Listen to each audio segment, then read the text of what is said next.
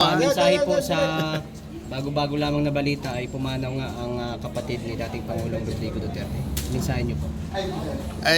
Nalulungkot po kami siyempre sapagkat hindi lamang ito isang malaking trahedya ng pamilya, ngunit sa ginawa nilang kabulastugan kay Pangulong Duterte, siyempre ay nalulungkot siya roon at hindi man lamang niya madalaw yung wake o yung burol ng kanyang kapatid, hindi siya makapagpugay for the last time at siyempre mag-isa siya roon at wala siyang kasama sa kanyang dalamhati. At alam niyo po, aside from yung flood control scam nitong pamahalaan ni Marcos Jr., ang hindi natin mapatatawad sa ginawa niya ay yung ginawa niyang pagkidnap kay Pangulong Duterte, sapagkat hindi po lamang si Pangulong Duterte ang kanyang kinidnap niya ang pag-asa ng Pilipino, kinidnap niya ang dignidad ng Pilipino at ang ating kasarinlan, at ngayon po ay katawa-tawa po ang lagay ng Pilipinas sapagkat pinababayaan nating kunin ng banyaga ang sarili nating mga mamamayan na hindi man lang natin ipinaglaban, bagkus ay kusa pa nating ibinigay. Okay. Thank you. Thank you, sir. Pasagot muna tayo sa kanya. Ano ba? Isa-isa lang. Mahina ang kalaban. Siya muna, sir. Siya muna, sir. Control ng abot sa Ilocos Norte na ngayon mainit kasi na issue yan. Yun nga di ba, yun nga ang sinasabi natin, lahat ng investigasyon ay moro-moro lamang sapagkat nililihis nila sa tunay na issue. Kita nyo, di ba? Kinukutya nga si Vince Dizon, lahat pinupuntahan niya. Pati sa Davao, doon siya naghahanap, wala naman siyang mahahanap doon. Ilocos Norte, tinuturo ni Manong Chavit. Pati Bicol. Hindi naman nila pinupuntahan. Bicol, hindi nila pinupuntahan. Bulacan, anong ginagawa ngayon sa Senado? Yung Blue Ribbon Committee. Sinasabi nila may 3 senador silang idadawit. Tuwing papunta ang yung daan na tatahakin ng investigasyon kay Martin Romualdez ay nililihis po ni Ping Lacson. Anong gagawin ng BRC? Maglalabas sila ng preliminary report, 3 senador ang idadawit nila. Bakit? Sapagkat yung mga senador na yon ay ang malaking posibilidad na bumoto for acquittal of VP Sara. Nire-raid na nila ang Senado, ninyo-neutralize na nila ang mga senador na hindi kampi sa kanila para ang matira yung kampi lamang sa kanila. Obvious naman Kita nyo, ang dami nagsasabi kay Martin Romualdez, yun na lang pag-aari ni Martin Romualdez sa Spain. Nilabas na ng mga pahayagan kung sinong maaring dami o mga front doon sa pag-aari na yon. Pinatawag ba ni Ping Lacson? Wala. Maglalabas sila, si Cheese, si Joel Villanueva, si Jinggoy, sapagkat yun ang mga alam nilang boboto against the impeachment of VP Sara, against the conviction of VP Sara. Alam na natin talagang they are setting the stage. Yes. Sir, maiba naman po tayo, sir. Yung tinanggap ni Risa Hontiveros yung hamon niya, nakasuhan kayo. Then, ngayon po nagsalita na yung korte na wala namang basihan ang kaso laban sa iyo. Hindi pa naman korte, DOJ. Hindi na umabot sa korte. So, hindi po ba siya nag-apila, sir, after ginak ng DOJ yung kaso? Hindi. Meron pa naman siyang MR. Pero kung ako sa kanya, mag-concentrate na lang tayo sa governance. Huwag na nating ipakita sa taong bayan na unang-una, itong kasong ito ni Risa Hontiveros ay nakakatawa. For 2 reasons. Number 1, yun nga, di ba sinabi na rin sa desisyon, hindi ka pwedeng maging masyadong sensitibo kung ikaw ay nasa government. Ikaw ay public servant. Kasama yan yung kritisismo. Number 2, Madam Risa naman, hindi ka ba na iinis sa sarili mo? Noong 2022, nag-file ka ng bill para i-decriminalize ang libel at cyber libel. Sabi mo, ginagamit itong kasangkapan ng mga public officials para iharas ang mga media men. Pagkatapos yung same law na gusto mong mawala na, mapawalang bisa, yun ang gagamitin mo laban sa amin na nagkikriticize sa'yo. Di ka ba nahihiya sa sarili mo yan? So tumigil ka na. Ha? Oo. So At alam mo, kasama sa criticism yan. Wag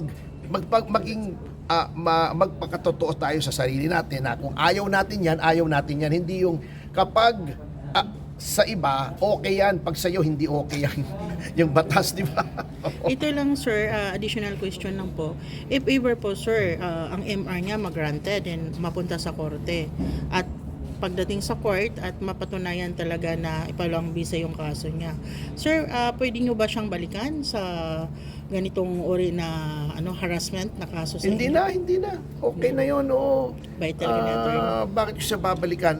Sapat na yung nakikita bayan. ng mga taong bayan na mali yung ginagawa niya na she is not a public servant who takes criticism. Ayaw niya na napupuna siya. Gusto niya lagi lang siyang tama. Yes. Pagka nagkikriticize siya ng iba, okay, pero pag siya kinikriticize, nagdidemanda siya. Yes. Tama Last na na sa lang, akin yun. attorney. Message niyo lang po kay Risa Hontiveros. Yes. Wala naman. Karapatan niya, hayaan mo na siya. It is her right as it is our right na kami naman ay naghain ng ethics complaint laban sa kanya on the same topic. We will let the concerned authorities decide kung sinong tama at kung sinong mali. Lalabas naman kung sinong tama at sinong mali. At hindi naman na maitatago sa taong bayan. Matili din po ang taong bayan, alam nila kung sinong kengkoy at sinong hindi sa mga naninilbihan. Sir, ito pinakalas talaga, sorry naalala ko lang yung regarding ngayon sa impeachment na binasura po. So, yung Magnificent Seven na hindi tanggap ang reklamo. So, hindi pa nga tapos yung reklamo nila, nag-umpisa pa lang. Alam nyo na, yung sinasabi nyo na ibabasura lamang. So, nagkatotoo po, sir, anong masasabi nyo po? Alam naman natin na moro-moro eh. So why would we participate in the charade? Lalo nang ayaw naming i-refile sapagkat alam naman natin na lokohan na ito eh. Ito mo yung kay De Jesus, yun ang binigyan nila ng due course. Alam naman nilang walang kwenta yun. Bago yun sa amin, nakita nilang maraming ebidensya, ayaw nilang tanggapin. So, moro-moro lang. So, na-achieve na nila yung gusto nila, may 1-year bar na, sana masaya na sila roon. Pero ang sabi po sir ng mga sa part ng nag-file ng complaint na binasura, ang sabi daw, patunayan daw na lawyer siya ni Lisa. Ano masasabi niyo po? Hindi, ang proof niyan yung kalidad ng final niyang impeachment. Nakita niyo naman kung gaano kanipis at walang attachment. So hindi na namin kailangang patunayan. Kasi ang tawag niyan sa batas, res ipsa loquitur. The thing speaks for itself. Alam naman natin yan eh. Naglolokohan lang naman tayo rito eh ha. May mga patunayan pa sila. The proof of the pudding is in the eating. Ayan, di ba kamote nga? Di ba? It was Tsaka, meant attorney, para ibasura talaga. Talagang siya, abogado siya ni Lisa kasi siya yung naging abogado ni Lisa nung nag-file siya ng kaso labang kay attorney, ano ba yun? Glenn Chong. Yan. Sabi Kaya niya, totoo. ginawa lang daw niya lang yun on his own. Oo.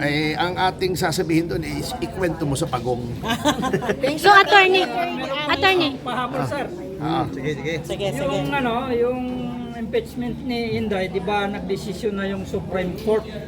Bakit nag-file pa rin yung Makabayan Black?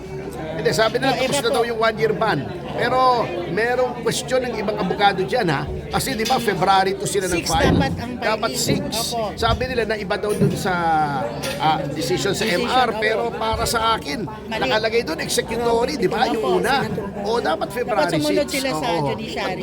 Atat na atat kasi. Mas magaling sila. Pero maganda na rin kasi Si Lima laging atat na atat yan mas eh. maganda na attorney kasi halata na hindi sila sumunod sa judiciary. So, possible ma-dismiss ka. Tsaka attorney, pwede naman talaga sila mag-file which is dapat magkaiba doon sa dating ipinail nila, di ba? Na dapat mas malalim at mas malawak. Hindi po pwedeng ulitin kung anong ipinail na nung last year, di ba? Pwede naman kasi technicality ito procedural ito Pero ang akin... Dapat sumunod sa judiciary na February sumunod 6. sila.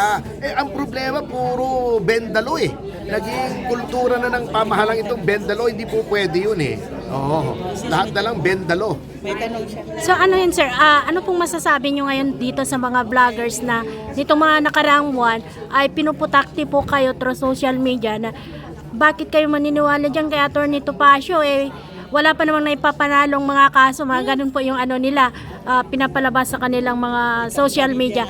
So ano pong masasabi nyo ngayon sa kanila sir? Ay, mag-research sila kasi sa Korte Suprema Tingnan pa mo si lamang, Imba. ayoko na sanang magyabang, Si Imba. kaya hindi na ako nagsasalita sa Korte Suprema pa lamang 6 na ang panalo nating kaso. Yung unang-una, yung sa North Luzon Tollway, ayan, alam ni Manang Aimee yan, akong abogado niya roon. Yung Marcos versus Manila North North Luzon Tollways Corporation na in-invalidate yung claim nila na pwede silang maglagay ng toll. Number 2, yung Duterte Youth, yung hindi makaupo si Wena Guanzon, di ba? Dahil mali yung pag-substitute.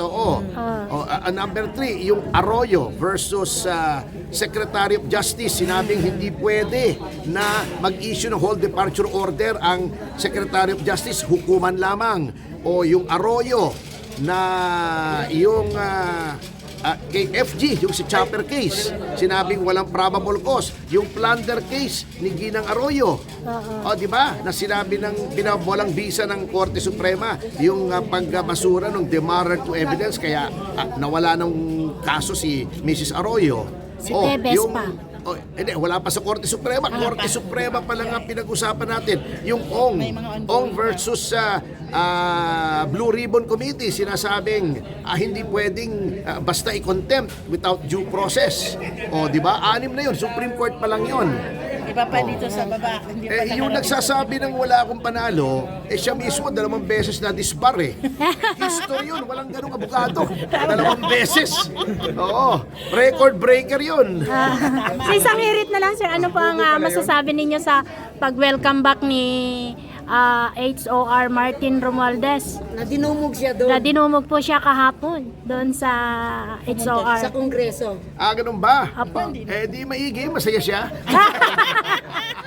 Alam mo, talagang dudumugin ka. Kung mali-maleta dinideliver sa'yo, baka talagang dudumugin ka.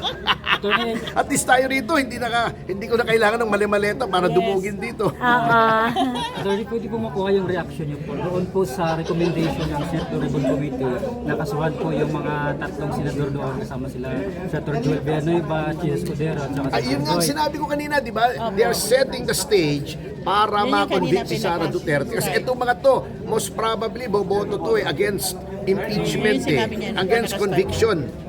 So, then, nabawasan pa silang isa kasi tinatakot pa nila ng arrest warrant si Senator Bato. Tinatanggal na nila yung mga hindi nila boboto for acquittal. So, they're setting the stage. At ginagamit nila si Ping Lacson. Thank you so much. Thank you, attorney.